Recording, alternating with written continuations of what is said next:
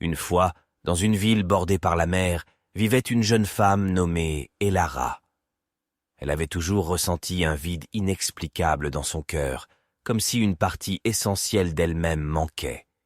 Elle avait entendu parler des âmes sœurs, ces êtres qui étaient destinés à se trouver et à s'unir de manière profonde et significative. Un jour, alors qu'elle se promenait le long de la plage, elle trouva une vieille lettre jaunie par le temps. Sur cette lettre, 9 signes étaient répertoriés, des signes qui devaient apparemment apparaître si quelqu'un était véritablement son âme sœur. Curieuse et intriguée, Elara décida de voir si ces signes se réaliseraient pour elle. Le premier signe parlait de l'harmonie naturelle, de la sensation d'être à la maison en présence de l'autre. Un jour, alors qu'Elara se promenait dans un parc, elle croisa le regard d'un homme au sourire chaleureux. Leurs yeux se rencontrèrent, et elle ressentit une familiarité étrange, comme si elle le connaissait depuis toujours. Le deuxième signe disait que les âmes sœurs partageraient des rires sincères. Elara rencontra cet homme lors d'un événement caritatif, et ils commencèrent à discuter. Ils se rendirent compte que leur sens de l'humour était étrangement en phase. Leurs rires remplissaient l'air, créant une bulle joyeuse autour d'eux. Le troisième signe évoquait des rêves intertissés, des visions de futur qui se mêlaient. Lorsque Elara partagea ses aspirations et ses rêves avec lui, il sembla étonnamment familier avec chaque détail, comme s'il les avait vécus avec elle dans une autre vie. Le quatrième signe parlait d'une écoute profonde et d'une compréhension intuitive. À mesure qu'ils passaient du temps ensemble, Elara se rendit compte qu'il était capable de lire ses émotions sans qu'elle ait à les exprimer en mots. Il pouvait parler sans parler. Le cinquième signe évoquait un soutien constant et une incitation à grandir.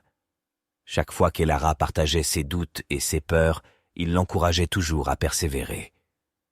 Il croyait en elle d'une manière qu'elle n'avait jamais connue auparavant. Le sixième signe parlait de la convergence des passions, de la manière dont leurs intérêts semblaient s'entrelacer naturellement. Alors qu'ils passaient du temps à discuter, ils découvrirent qu'ils partageaient des passions similaires pour l'art, la musique et les voyages. Le septième signe évoquait une connexion profonde qui transcenderait le temps et l'espace. Alors qu'Elara apprenait à le connaître, elle réalisa que leur lien était bien plus profond que ce qu'elle avait jamais imaginé. Leurs conversations semblaient des dialogues entre deux âmes depuis longtemps séparées. Le huitième signe disait que des moments de clarté surgiraient, éclairant leur chemin ensemble. Au cours d'une nuit étoilée, ils se promenèrent main dans la main sur la plage, discutant de leurs aspirations et de leurs désirs. À ce moment-là, tout semblait s'aligner, et Elara savait qu'elle avait trouvé quelque chose de rare et précieux. Le neuvième signe parlait de l'épanouissement mutuel, de la manière dont ils s'encourageraient à devenir la meilleure version d'eux-mêmes. Avec le temps, Elara et cet homme commencèrent à se soutenir dans leurs quêtes individuelles, et ensemble, ils semblaient s'épanouir davantage. Au fil des jours et des mois, Elara réalisa que chacun de ces signes se produisait dans sa relation avec cet homme. Le lien qui se tissait entre eux était si fort et profond qu'elle sut finalement qu'elle avait trouvé sa flamme jumelle. Leur amour grandit, embrassant chaque signe et chaque étape de leur parcours ensemble. Et ainsi, à travers ces 9 signes, Elara et son âme sœur continuèrent leur voyage main dans la main, explorant les mystères de la vie et de l'amour.